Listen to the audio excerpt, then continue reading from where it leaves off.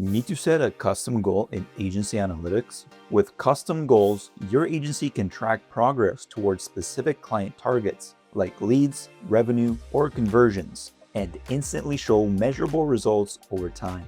Let's walk through it step by step and measure progress toward the results you care about. From the homepage, click Goals in the sidebar menu. This will take you to the Account Level Goals page. From here, you can create and manage goals across your clients. Click Create Goal in the upper right corner. In the pop-up, choose to create a new goal or clone an existing one. Click Continue to open the goal details. Next, select the client you want to create a goal for and enter a name for the goal. This name is used to identify the goal in goal tables and will appear on goal widgets.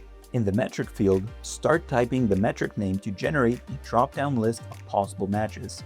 Then click the metric to select it. After selecting a metric, select either a recurring or one-time goal type. Recurring goals repeat at set intervals, while one-time goals can be open-ended or include a due date. Lastly, fill in the remainder of the goal details.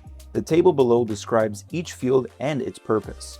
When all fields are complete, click Create to finish your new custom goal. And that's it. You've set up a custom goal you can track, display, and adjust whenever you need.